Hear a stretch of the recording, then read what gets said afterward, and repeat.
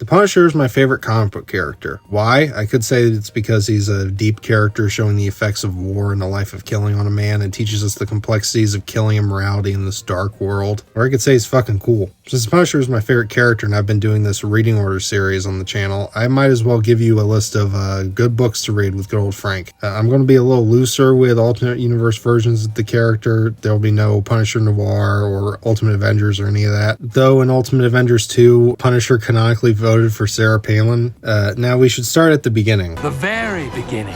The Tyger is a one-shot exploring Frankencastle as a kid in the early 1950s. This is literally the earliest you can go in the Punisher timeline, and it sets up a lot of Frank's morality in the future. Then we have Born. It's a 4-issue miniseries chronicling the last tour of Frankencastle in Vietnam and his birth into the Punisher. It's the most necessary comic in understanding the Frankencastle and the Punisher as a character, and it explores the more supernatural sides of the Punisher. It's also depressing as hell and horrifying as hell and incredible. It's a masterpiece of a comic book. Next is Punisher Year One, written by the writing team of Abnett and Lanning, who did Resurrection Man. Punisher Year One is about Frankencastle becoming the Punisher. While it doesn't one-to-one line up with mainline Marvel continuity or Max continuity, if you squint a little, it works perfectly fine. I know it's not to most people's taste, but I love Dale Eaglesham's art in this. It looks beautiful. And by the end of the comic, Frankencastle is the Punisher. Then Punisher has many appearances in Mediocre the Charming books. He first appears in Spider-Man. You can go read his first appearance in Amazing Spider-Man 29. Then I'd recommend the 3-issue Punisher arc in Frank Miller's Daredevil run with Daredevil issues 182 through 184. It is still Frank Miller summer after all. I gotta recommend this stuff. There are multiple high-profile Punisher runs you can read. One I enjoyed the most was Punisher Warzone by Chuck Dixon and John Romita Jr. That's only really that important to this reading order because of introducing readers to Micro. Also, Punisher fans would get mad at me if I didn't mention it. Then we have Punisher Return to Big Nothing. This has flashback sequences to Vietnam before the events of Bourne and is a pretty great standalone graphic novel. Then I'd recommend Punisher Blood on the Moors, where he goes to Scotland. That one's fun. It also has like the coolest Punisher comic cover. Then I'm going to recommend a non-canon Punisher book. This is going to be the first and only, really. Punisher versus the Marvel Universe. A simple story of Punisher going through and killing every superhero in the Marvel Universe. And this one is special because this would be the first Punisher comic written by one Garth Ennis, a man I have talked about on this channel many times. It sets up a tone and theme for a certain comic series later on. Then Marvel Knights happened, taking a lot of Marvel's darker characters and gave them revamped series with some of the best creators of the time, except for the Punisher. Punisher Purgatory. You don't exactly have to read this one. Punisher became an avenging angel and everyone hated this, so Marvel pulled out. And for an emergency hire to tackle the Punisher, they brought back Garth Ennis. And he wrote the main Punisher title and crafted a great graphic novel titled Punisher Welcome Back Frank. And thus began the Punisher saga. Then Ennis became the main writer on the Marvel Knights Punisher ongoing after Welcome Back Frank, writing issues 1 through 6 and issues 13 through 37, ending with Punisher The End. This was part of Marvel's series The End, which would give endings to random Marvel characters in a vague post-apocalypse. The best one being Hulk The End, rest in power Peter David. This one is for the Punisher, of course, and proves Ennis' concept that the Punisher can never really end. Even at the end of the world, the Punisher's mission still goes on. Then we get into the big one, my favorite, Punisher Max. Punisher Max is my second favorite comic run of all time. It made the Punisher my favorite comic book character, and it's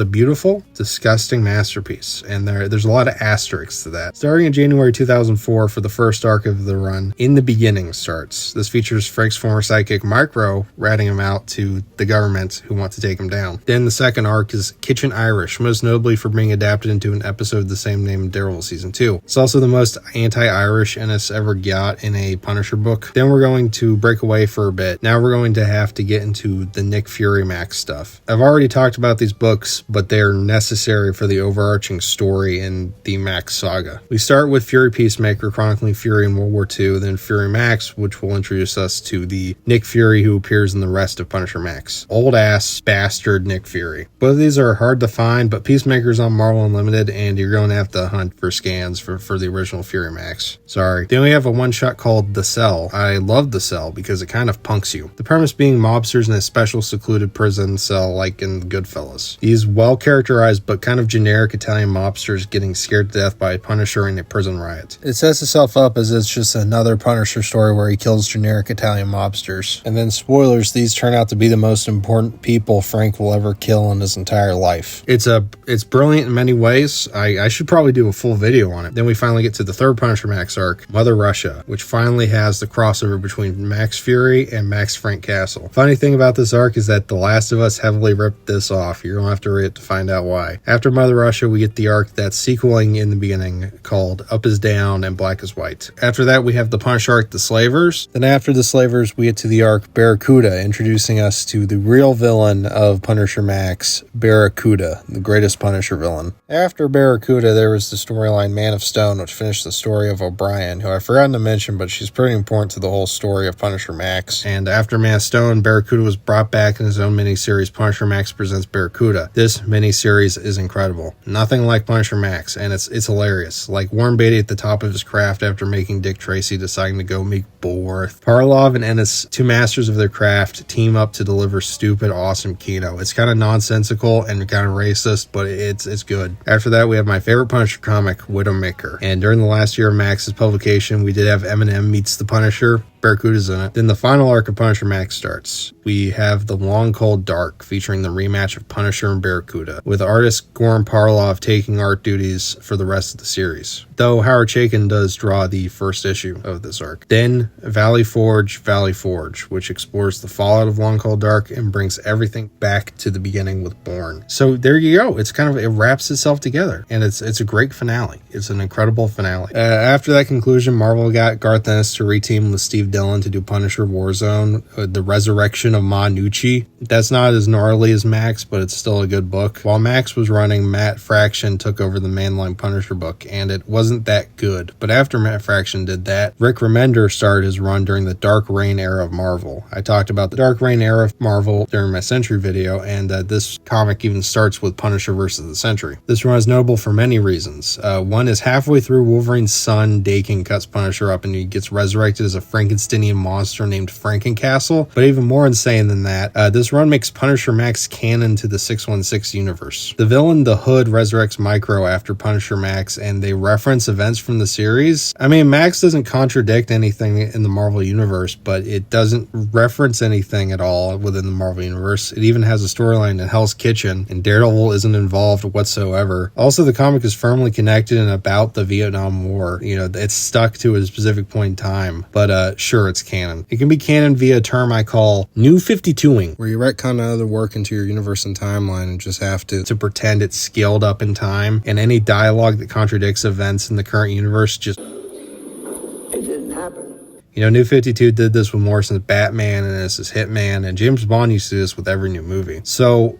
yeah, Max is canon, why not? As mentioned earlier, during Remender's run, the character Dakin chopped Punisher up and he was resurrected as a Frankenstein man. This caused the change of the title to Frankencastle and then ended on a miniseries called In the Blood. The Remender run is pretty entertaining. I like it a lot. It's a good popcorn comic. He's definitely more in his zone doing Frankencastle than regular Punisher. Frankencastle is awesome and it should have lasted longer than it did. It actually adds to the character arc from the end of Punisher Max. His arc from being a soulless monster to someone resembling a human. And with Frank, when he gets turned into a literal monster, he's at his most human. It's a good new take for the Mainline Punisher. People fucking hated it, but it's a good run overall. Then I'd recommend Fury, My War Gone By, which features Punisher prominently and comes back in a couple other miniseries I'll mention later. Most importantly, it introduces the character of Lathrong Jep. Then Jason Aaron took over the Punisher Max book. This is very much in its own universe since it's about Punisher versus Kingpin, Bullseye, and Elektra. It feels very much like fan fiction and doesn't matter at all to Ennis' saga since Punisher Soviet just ignores anything that happens in it. I like it quite a bit, actually. It's the only thing I've read from Jason Aaron I like it all, next to Ultimate Captain America. I like his version of Kingpin and Bullseye a lot. I really don't like his version of Elektra, but she's such a minor part of the story that it doesn't matter. It does have some very glaring plot holes, but Steve Dillon's art's fantastic, and it's a blast of a run. It's pretty entertaining. Next, we have Greg Rucka's Punisher run, which I'm not not crazy about. I kind of hate it. Everyone loves this run for some reason, or more specifically, comic casuals like this run. I guess it's because of the character Rachel Alves, who I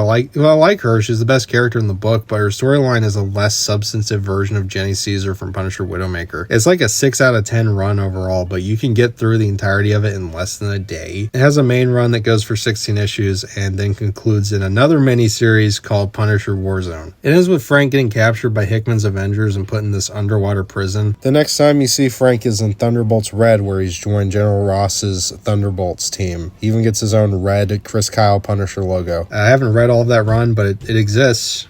Punisher dates Elektra in it. After that, there were a couple Punisher runs. A lot of people like the Edmondson run. There's a great moment in the first issue of Hickman's Secret Wars where Punisher kills all of New York supervillains as the world is ending. That's great. That's cool. Most new Punisher runs seem to center around the absurdity of the Punisher existing in the Marvel Universe, and I hate it. I hate that. It's more interesting when the Punisher is going up against things that actually exist, like drug lords and human traffickers. AIM doesn't exist. It's not a real thing. It's a fictional Marvel organization. Why should I care if the Punisher kills any of them? A lot of these are also affected by being influenced by the mediocre TV show and that version of Frankencastle, Mr. Marine, who is a less interesting character than the Punisher. Like when Frank shows up in Chip Zdarsky's Daredevil run, he doesn't really act like the Punisher, he acts like a flanderized version of Bernthal's take on Frank. In 2022, Marvel decided they need to get Frankencastle out of the picture, since the fallout of the George Floyd riots on Jan 6th. So Jason Aaron came back to do this book. They made him the leader of the Hand, had him fight the Marvel Universe again. His wife was resurrected, they retconned shit again, then shot him, and he got stuck in another dimension. It sucked. They created a new Punisher called Joe Garrison, and he had a 4-issue miniseries, and that was kind of mediocre, and that was it. He showed up in Elektra Daredevil's miniseries and was a more tolerable character, but he's still not a particularly good character. While this was going on, Ennis released a trilogy of miniseries using the character. First is Punisher the Platoon. While a majority of the story is about Frank's first tour in Vietnam, the story is actually a sequel to Valley Forge, with the writer of the book from that story interviewing Castle's first platoon. It also has Lathrong Giep in it.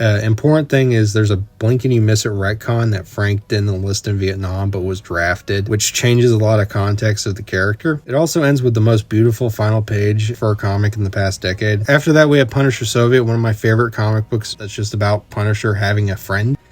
It ignores the events of Aaron's Max run and continues Ennis's theme that the Punisher can never end. It also has the best punishment the Punisher has ever dealt. Then we get to our final book. It's Get Fury, the follow-up to Platoon. This is about the Punisher being sent to hunt down Nick Fury in Vietnam. I think it's the weakest of these 3 books, but it has stuck with me. While this is one-off adventure with these 2, it does hit to the heart of these characters. Punisher is a dark man with a good heart in a wicked world, while Fury's a soldier for this wicked world. In its last pages, we see Punisher and Fury after Vietnam, and we see Punisher in his white gloves and boots instead of his t-shirt and coat like in most of Punisher Max. We get this monologue about what these 2 men became in this great line: "If a man's life is judged by his enemies, then mine was filled with riches." Since finishing Get Fury, I've kind of realized that this is like the end of the saga, the epilogue of the saga, I guess, the final note for both of these characters. I hope Ennis makes another Max book one day, but I understand he can't just keep writing Punisher books until he dies. Though I think God put him on this earth to write Punisher comics. It seemed like that would be the end of Punisher, but now Frank is back. Benjamin Percy, who wrote a very entertaining Wolverine run, is now writing the return of the character. He has amnesia,